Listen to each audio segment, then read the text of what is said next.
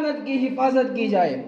دوسرا اصول بتا دیا کہ جیسے امانت رکھوانے والے نے اس چیز کے استعمال کی اجازت دی ہے اس چیز کو ویسے استعمال کیا جائے۔ اور تیسرا اصول یہ ہے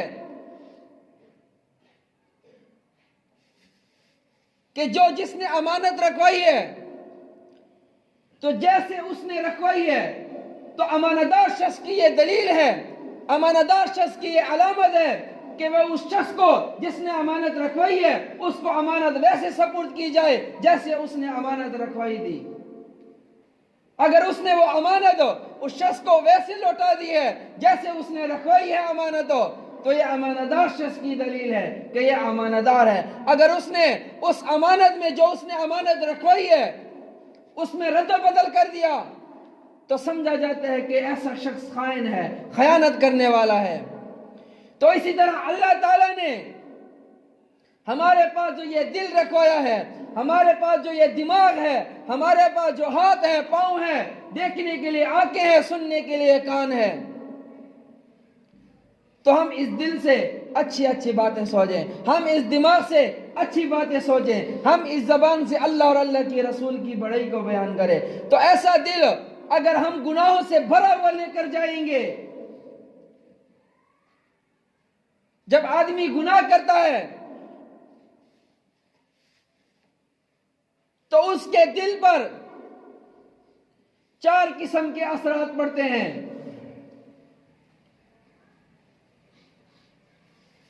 پہلا اثر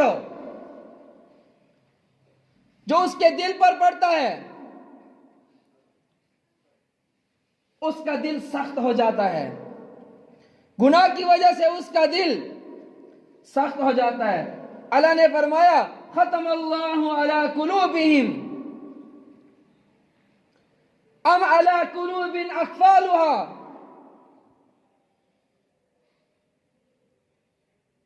انا جعلنا علی قلوبہم اکنہ۔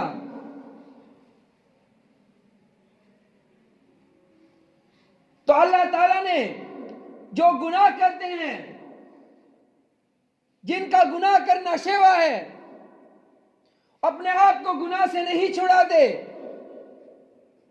وہ تقوی والی زندگی نہیں اختیار کرتے، تو اللہ نے فرمایا ام علی قلوب اقفالها، گویا کہ ان کے دلوں پر تالے لگے ہوئے ہیں، ان کے دل حق کو نہیں دیکھ سکتے، وہ حق اور باطل میں فرق نہیں کر سکتے۔ کیوں؟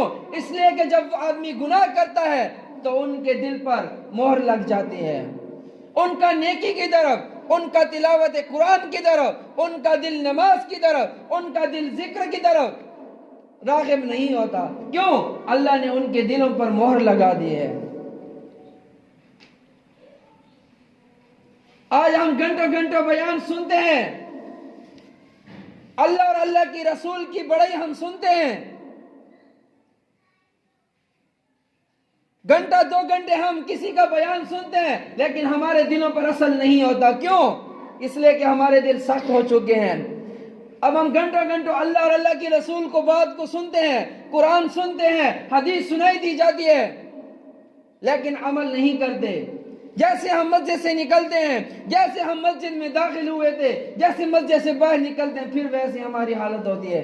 کیوں؟ اس لیے کہ ہمارے دلوں پر مہر لگ چکے ہیں، ہمارے دل سخت ہو چکے ہیں، اللہ اور اللہ کے رسول کی بات کو قبول نہیں کرتے، ہم قرآن کی بات پر عمل نہیں کرتے، ہم حدیث کی بات پر عمل نہیں کرتے۔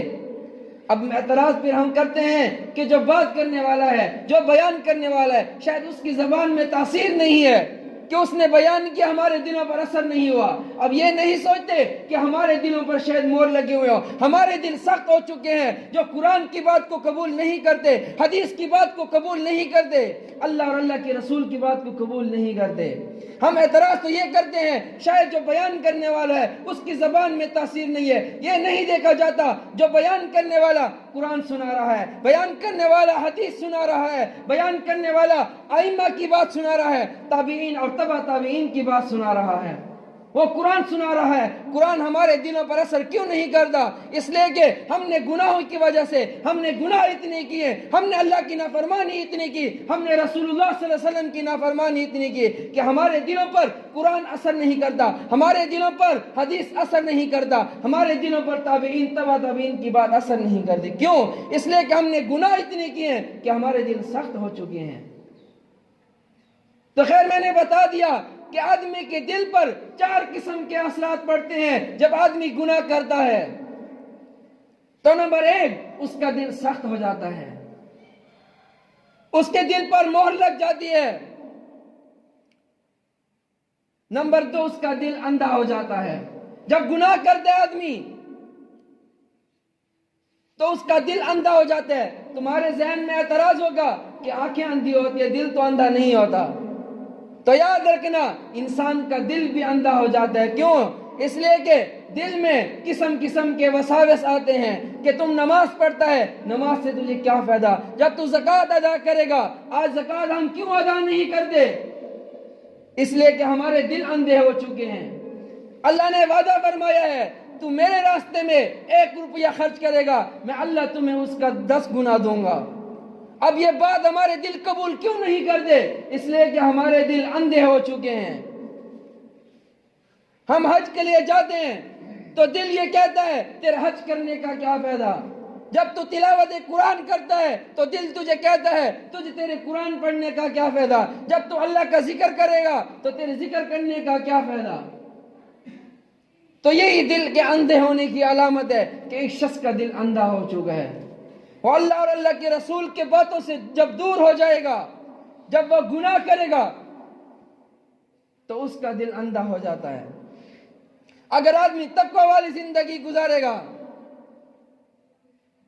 تو اللہ تعالیٰ ایک دل فرقان عطا فرمائے گا، ایک نور فرقان جو حق کے درمیان اور باطل کے درمیان فرق کرے گا۔ یہ سمجھے گا کہ یہ میرے لیے کام اچھا ہے، یہ میرے لیے برا ہے، یہ میرے لیے جو میں کما رہا ہوں یہ میرے لیے حلال ہے، یہ میرے لیے حرام ہے، یہ کرنا میرے لیے صحیح ہے، یہ کرنا میرے لیے صحیح نہیں ہے۔ ان تتقوا اللہ یجعل لکم فرقانا، جب اللہ تعالیٰ جو کوئی انسان اللہ کی تابعداری کرے گا، ویسی زندگی گزارے گا جیسے اللہ نے چاہا، ویسی زندگی گزارے گا جیسے رسول اللہ صلی اللہ علیہ وسلم نے چاہا، تو اللہ تعالیٰ اسے ایک نور فرقان عطا فرمائیں گے جو حق اور باطل کے درمیان فرق کرے گا۔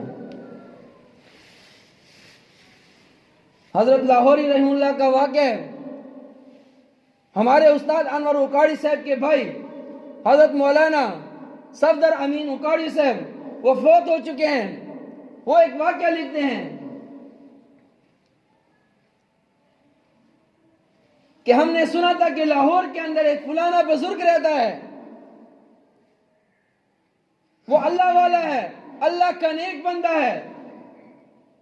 تو حضرت مولانا صفدر امین اکاڑی صاحب لکھتے ہیں کہ میں نے کچھ دوستوں کو اکٹھے کیا اور میں نے ان سے مشورہ کیا کہ فلاں لاہور میں ایک فلاں بزرگ ہے، ہم جاتے ہیں ان کے پاس، ہم ان سے بیعت کر لیں گے اور ہم دیکھیں گے آیا یہ اللہ والا ہے یا نہیں ہے۔ اگر وہ اللہ والا نکلا تو ہم اس سے بیعت ہو جائیں گے، اگر ہمیں معلوم ہوا کہ وہ اللہ والا نہیں ہے تو ہم پھر واپس آئیں گے، ہم ان سے بیعت نہیں ہوں گے۔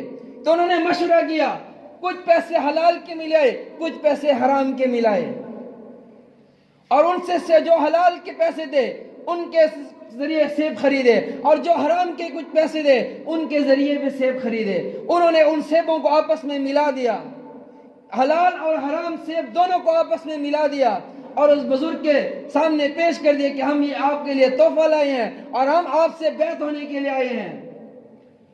تو حضرت لاہوری رحمہ اللہ نے انہوں نے امتحان لینا چاہا کہ آیا یہ ان کے درمیان، حلال کے درمیان حرام کے درمیان فرق کر سکتا ہے نہیں کر سکتا۔ اگر یہ حلال اور حرام کے درمیان فرق کر لے گا تو ہم سمجھ جائیں گے کہ اللہ کا نیک بندہ ہے، یہ تقوی والا شخص ہے، یہ زندگی گزارنے والا ہے اللہ اور اللہ کے رسول کے فرمان کے مطابق۔ تو جیسے ان کے سامنے سیب پیش کیے گئے تو حضرت لاہوری رحمہ اللہ نے جو حلال کے پیسوں کے سیب تھے ان کو الگ کر لیا، جو حرام کے پیسوں کے سیب تھے ان کو الگ کر لیا، اور فرمایا کہ یہ سیب جو ہیں یہ تم نے حلال پیسوں سے خریدے ہیں، اور جو یہ سیب ہیں یہ تم نے حرام پیسوں سے خریدے ہیں۔ تو اللہ تعالیٰ نے ان کو ایک نور فرقان اور ایک دل فرقان عطا فرمایا۔ یہ کس وجہ سے؟ اس نے تقوی والی زندگی گزاری، اس نے اللہ اور اللہ کے رسول کے فرمان کے مطابق زندگی گزاری، اس وجہ سے اللہ تعالیٰ نے ایک دل فرقان عطا فرمایا جو حق اور باطل کے درمیان، جو حلال اور حرام کے درمیان فرق کر سکے۔